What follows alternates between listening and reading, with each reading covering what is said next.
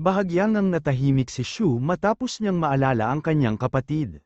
Hanggang sa bigla na lang narinig ni Zhang na nagbibilang na sa labas ang ating bida, kaya naman agad niya itong tinignan at nakita nga niya na kasalukuyang nag-push up si Shu. Tagaktak nga ang pawis ni Shu habang iniisip na, kailangan niyang ma-recover ang kanyang cultivation upang makahanap ng paraan na makabalik sa Earth, namimiss na nga daw niya ang kanyang kapatid. At makalipas nga ang ilang sandali ay napahiga na lang sa damuhan ang ating bida na nananakit na ang katawan. Habang nakahiga nga siya ay iniisip din niya na makapal o mayaman ng superpower ang lugar na ito, pero napapatanong siya sa kanyang sarili kung makakatulong kaya sa kanyang cultivation ang pangkaraniwang pag-ensayo ng katawan. Bigla namang naghagis ng towel si Zhang sa ating bida, sabay tanong sa kung bakit nais niyang lumakas. Sinabi nga din ni Zhang na walang magbabago kahit pa magpalakas siya. Sinabi nga din niya na ang dating hari nila ay sobrang lakas pero namatay pa din siya. Sabay tanong sa kung ano ba ang problema sa pagiging magsasaka o alipin, hindi naman na daw masama ang ganitong sitwasyon at isa lang din ito sa paraan upang mamuhay sa mundong ito. Sinabi naman ni Shu na mayroon siyang layunin, at dapat nga daw ay si Zhang ang makinig sa kanyang mga salita.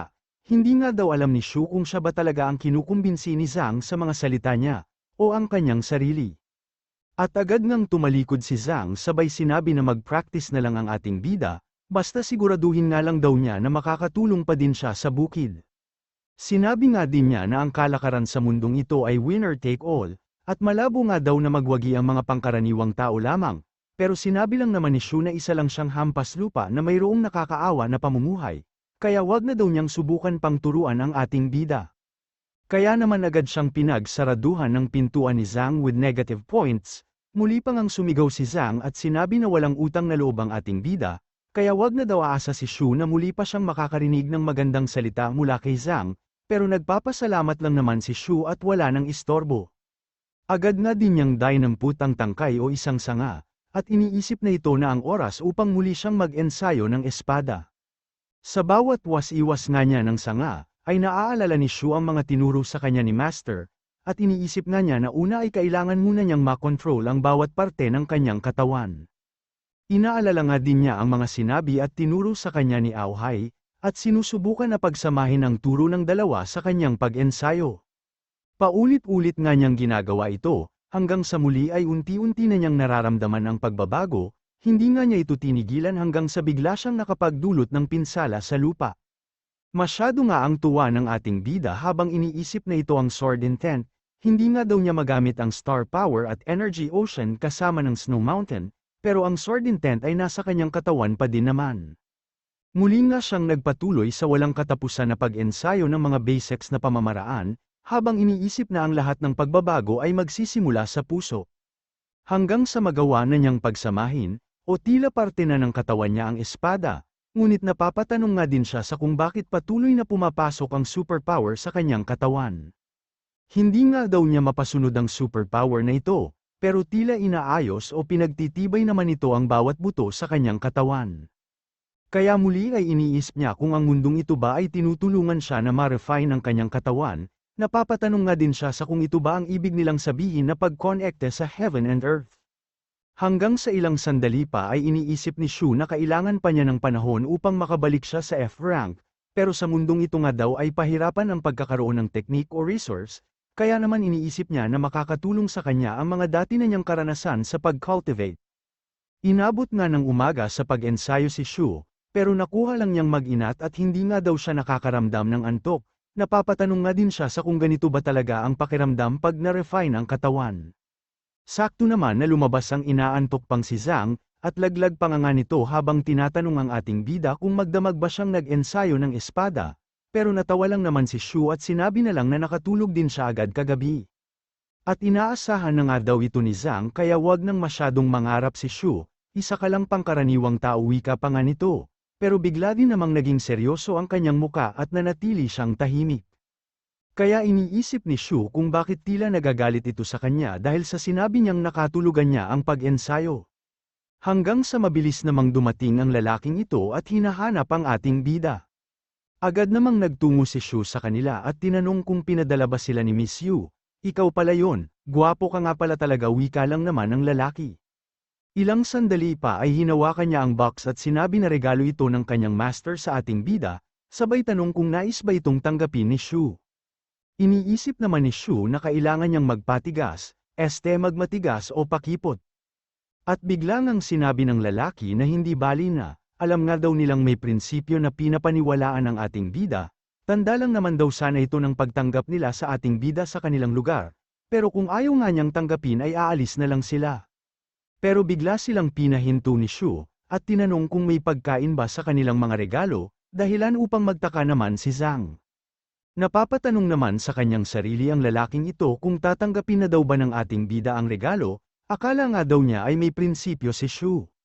Maging ang mga kabayong ito nga ay napabuntong hininga ng muling tanungin ng ating bida kung may dala ba silang pagkain, at nang sinabi nga ng lalaki na may mga dala silang pagkain, ay agad silang pinapasok ni Shu sa bahay ni Zhang upang madala nila sa loob ang mga pagkain, dahilan upang maguluhan naman ang lalaking may purple na buhok sa kung ano kaya ang iniisip ni Shu.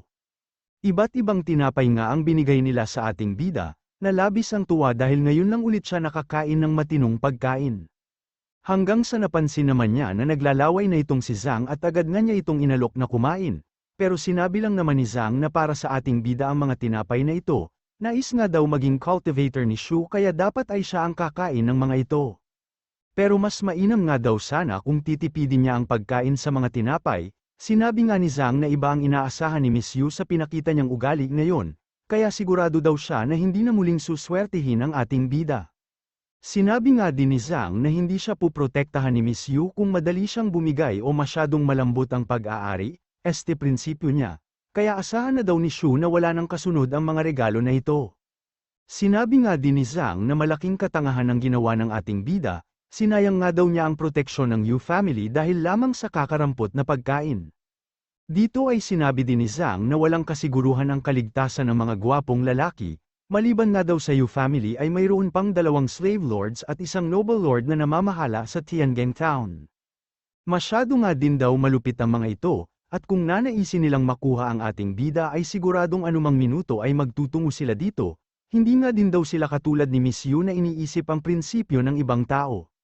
Pero bigla lang naman tinanong ni Shu kung siya ba ang tinutukoy ni Zhang ng gwapo, at sinabi lang naman ni Zhang na dapat ay alam na ni Shu ang sagot sa tanong niya.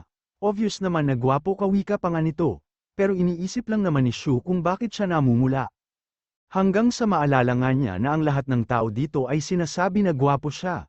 Pero ang alam nga daw niya ay hindi naman siya gwapo, dahil maging si Carol ay sinabi na hindi naman siya kagwapuhan.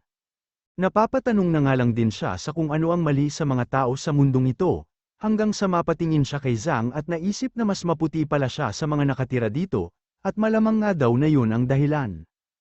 Iniisip nga ni Shu na mukhang popular ang maputi sa mundong ito, at mukhang mahilig nga din daw sa maputing tao ang mga nasa kanyang lugar. At bigla naman sinabi ni Zhang na kung tapos na siyang kumain ay dapat na siyang magtrabaho. Pero sinabi nga ng ating bida na hindi siya magtrabaho ngayon araw, hindi pa nga din daw siya natatapos ay kanyang dessert. Kaya naman sinabi ni Zhang na ang mga tamad na tulad ng ating bida ay hindi magiging malakas na cultivator, kaya tigilan na niya ang pangangarap. Iniisip lang naman ni Shu na nagkakamali ng inaakala si Zhang, tinanggap at kinakain nga daw niya ito upang muli ay makapag-ipon pa siya ng superpower, para mapadali o mapabilis ang pag-enhance niya ng kanyang katawan. Sa tulong nga daw ng mga pagkain na ito at isang buong araw na pag-ensayo ay siguradong makakabalik siya agad sa pagiging F-rank, at ito nga ay ang level 6 sa daigdig na ito. Pero kahit level 6 o F-rank nga lang daw siya ay siguradong magkakaroon siya ng lakas pagpuwersahan siyang nais kunin ng mga slave lords, paglabas nga ni Shu ay iniisip niya na mahalaga ang bawat oras, kaya kailangan na niyang mag-umpisa. Kung hindi nga daw magkakaroon ng sapat na superpower ang ating bida ay siguradong hindi niya mawawasak ang selyo sa kanyang star power. Habang patuloy nga siya sa pag-ensayo ng espada, ay iniisip nito na hindi na ulit siya mahuhulog sa ganang patibong pa. Samantala sa Earth naman ay tinatanong ni Master kung sigurado ba talaga si Xiaoyu na magtutungo siya sa Chuan State upang hanapin ang mga puppeteers. Sinabi naman ni Xiaoyu na sigurado siya, dahil ang mga puppeteers nga lang daw ang nakakaalam sa mundong pinuntahan ni Shu, sinabi nga din niya na tanging puppeteers lang din ang nakakaalam sa kung paano buksan ang pintuan. Hindi nga daw kailangan mag-alala ni Master sa kanya, Isa pa ay si Master na umano ang nagsabi na wala namang galit ang mga puppeteers sa mga tao, kaya malamang na mabubuting nilalang sila. Gayunpaman ay sinabi naman ni Master na hindi nila kaparehas ang mga puppeteer kaya natatakot siya, pero nilabas lang naman ni Xiaoyu ang kanyang mga espiritu at sinabi na nabuo na niya ang bishop ilang araw na din ang nakalipas. Kaya kahit naisin daw siyang saktan ng mga puppeteers ay mayroon siyang sapat na lakas o kapangyarihan upang labanan ang mga ito. Pero sa totoo nga lang daw ay ito ang kinakatakot ni Master, at sinabi na mas mainam kung wag niyang gamitin ng madalas ang mga ito, kaya naman napapatanong si Xiaoyu sa kung bakit, at sinabi nga ni Master na hindi kaaya-aya sa kanyang mga mata ang mga espiritong ito. Ilang sandali pa ay sinabi ni Xiaoyu na alam niyang madaming kailangan asikasuhin si Master sa funds gang, kaya naman pinagtutulakan at pinapaalis na niya ito. Pero bago umalis si Master ay tinanong niya kung alam ba ni Xiaoyu ang kasalukuyang lokasyon ni Nieting, pero sinabi lang naman ni Xiaoyu na masyado siyang abala matapos makabalik mula sa Chiangbai. Sabay tanong sa kung ano ang problema, wala naman wika ni Master, sabay sabi na tila may bagyo o kaguluhan na nagbabadyang magsimula sa North America at Europe.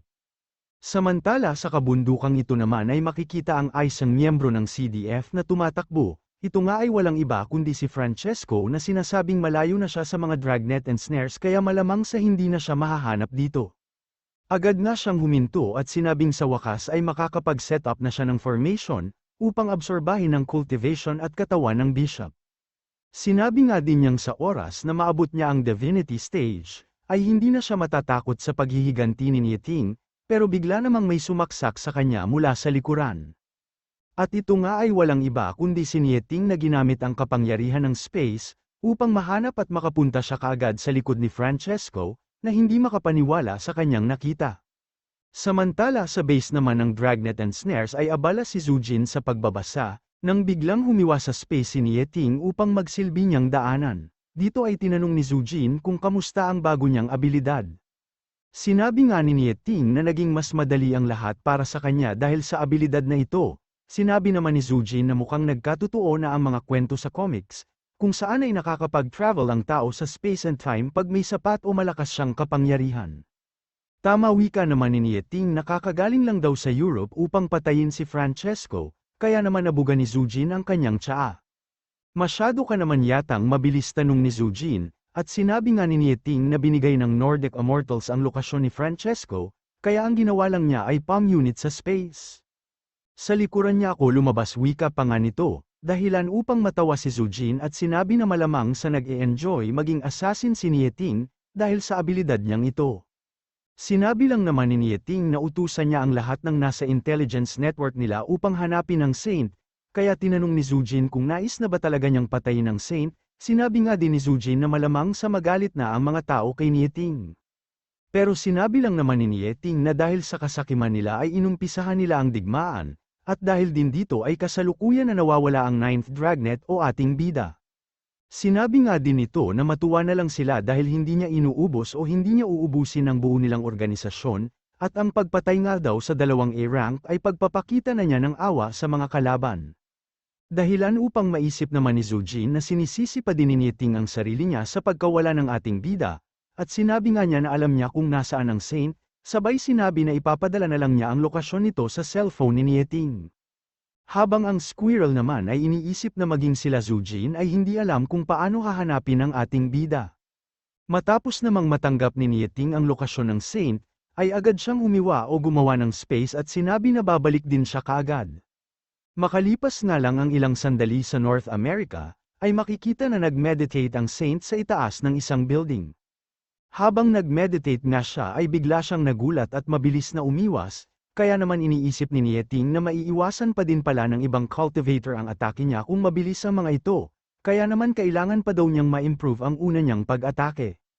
Sinabi naman ng Saint na mukhang naka-recover na ng husto si Nieting, sabay tanong sa kung anong abilidad ang gamit niya at kung ito ba ang bago niyang abilidad matapos maabot ang Divinity Master.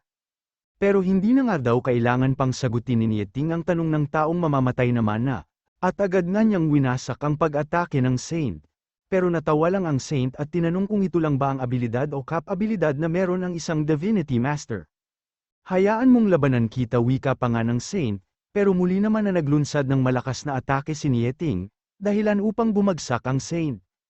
Sinabi nga nito na malakas talaga si Nieting, at gagamitin na nga daw niya ang lahat ng kaalaman niya sa pakikipaglaban, dahil alam niyang ito na ang magiging huling laban niya. Matapos nga niyang magawang bakal ang kanyang katawan ay tinipon naman niya ang mga sasakyan sa paligid, hanggang sa ilang sandali pa ay ginamit niya ang mga ito upang atakihin si Nieting. Nagdulot nga ng malakas na pagsabog ang ginawa niyang pag-atake. Pero wala naman itong naging epekto kay Nieting kaya hindi makapaniwala ang Saint. Ilang sandali pa ay muling umatake si Nieting, at nais pa nga sanang tumakas ng Saint, kaya naman tumama ang atake ni Nieting sa kanyang likuran, at sinubukan nga niya itong pigilan gamit ang abilidad niyang ma-control ang metal. Pero nawasak naman ang mga metal na nakabalot sa katawan ng Saint, kaya nakatanggap siya ng matinding pinsala sa ginawang atake ni Nieting at unti-unti nga siyang bumagsak.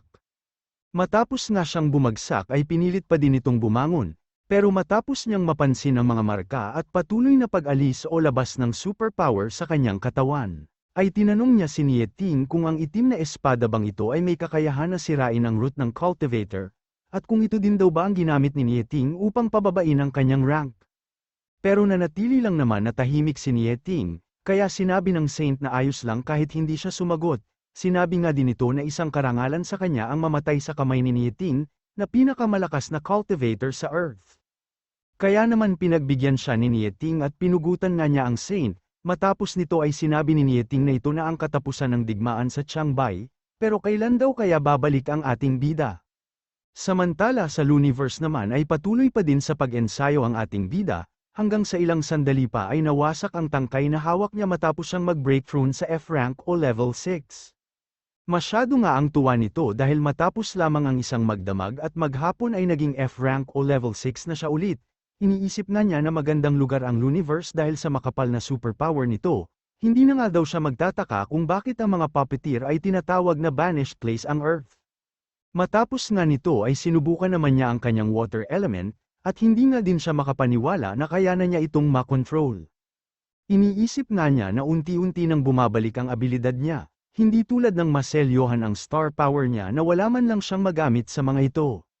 Agad nga siyang nagtungo sa banga o tapayan ng tubig upang malaman kung gaano nakalakas ang water element niya, at dito ay inutusan niyang lumabas ang kanyang water dragon, pero tila maliit na seahorse lang naman ang lumabas. Kaya hinulag niya ito sa banga at sinabi na mas mainam kung magpapatuloy na lang siya sa pag-ensayo ng espada, pero napansin nga niya na konti na ang laman ng banga na tubig kaya mas mainam daw kung mag-igib muna ang ating bida. Pagsapit naman ng gabi ay nagulat si Zhang sa kanyang pag-uwi.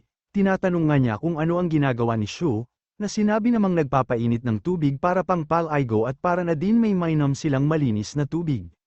Kaya agad sumigaw si Zhang at sinabi na pwede namang inumin ng direkta ang tubig at hindi na kailangan pakuluan pa. Sinabi nga din niya na pwedeng magtungo si Shu sa ilog kung nais niyang maligo, nahirapan nga daw siya sa pag-iigib ng tubig nila mula sa ilog.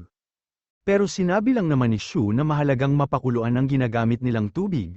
At sinabi din niya na hindi kailangang mag-alala ni Zhang dahil puno na ang kanilang banga. Agad ngang nagtungo si Zhang sa banga upang kumpirmahin ito, at tinanong kung paano ito nagawa ng ating bida. Kahapon nga lang daw ay masyado ang pagod niya ng dahil lang sa mga simpleng trabaho, pero sinabi lang naman ni Shu na huwag niyang maliitin ang mga kabataan. Pero mukhang iba naman ang hindi minamaliit ni Zhang dahil nakatingin ito sa puwet ni Shu, mukhang nais nga nitong makaisa sa puwet ng ating bida matapos siyang maligo. Dahilan upang magalit naman si Shu sa kanya at sinabing tigilan ni Zhang ang pag-iisip ng kung ano-ano, pero sinabi lang naman ni Zhang na hindi niya kailangan na seryosohin ang mga salita niya, at huwag siyang mapipikan. Bigla nga din itong sinabi na naaalala niya sa ating bida ang dati nilang hari, kaya naman napatigil si Shu at biglang naupo habang sinasabi na handa siyang makinig sa mga kwento ni Zhang. Sinabi nga ni Zhang na hindi mahirap ang buhay nila nung andito pa ang dating hari, lalo na nung ipinag-utos ng kanilang hari na isang salita o lingwahe na lang ang dapat gamitin ng buong Luniverse. Pero matapos nga daw noon ay hindi nila inaasahan ang nangyari, dahil ang dati nilang hari ay inutusan ng lahat ng tao na baguhin ang mga nakasanayan na nila, kaya napapatanong naman si Shu kung nanggaling na kaya dati sa Earth ang dati nilang hari. At sinabi nga din ni Zhang na nagsegowa din ng pagsusulit ang dati nilang hari dati, kung saan ay magiging noble ang sinumang makapasa, dahilan upang makumpirma ni Shu na nag-travel na nga sa Earth and dati nilang hari. Pero hindi nga daw nila inaasahan na mawawala ang dating hari, at kung siya pa nga din daw ang hari nila ngayon ay siguradong mapayapa ang Luniverse. Iniisip naman ni Shu na kung andito pa ang dating hari nila ay pwede siyang matulungan nito na bumalik sa Earth. Dahil nga sa natigil si Zhang ay sinabi ni Shu na magpatuloy na siya sa kanyang kwento, sabay tanong sa kung ano-ano pa ang mga nagawa ng kanilang hari. At biglang ngang nagbago ang mood ni Zhang, tinatanong nga niya ang ating bida kung namamangha o humahanga din ba siya sa dati nilang hari, dahil kung ganun nga daw ay madami pang kwento si Zhang.